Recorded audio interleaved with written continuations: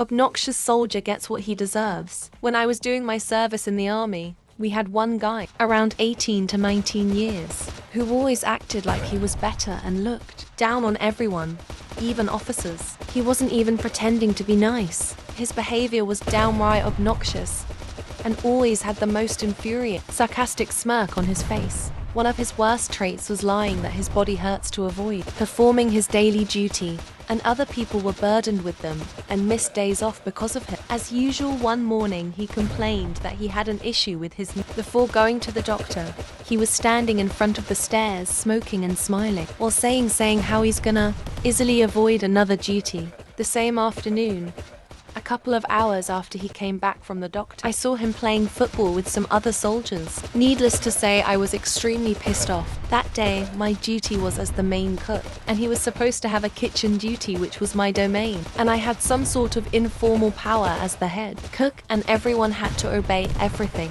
I asked, even though I did not have a rank. When I arrived to the kitchens, I told an officer that the guy is supposed to be in bed under doctor's orders, and instead, he's playing football as we speak. He told me I must call the guy to the kitchen immediately, and if he didn't comply, he would be severely punished. I made the call to him, which of course he ignored and kept playing. When the second call came, it wasn't from me, and after he was threatened by the officer, he literally ran to the kitchens. Now it was my time to dispense justice for all the people he had screwed over, including myself. The officer told me I can ask him to do whatever I need doing, and regardless of what I do, he would be severely punished by our commander for lying to the officers and the doctor. One of the kitchen duties included in his service was scrubbing the enormous pans I used to cook large meals. We had like 15 of them. All of them had been cleaned by the two poor guys who had to do the service without him during lunch. Well, I decided I was not satisfied with their cleanliness,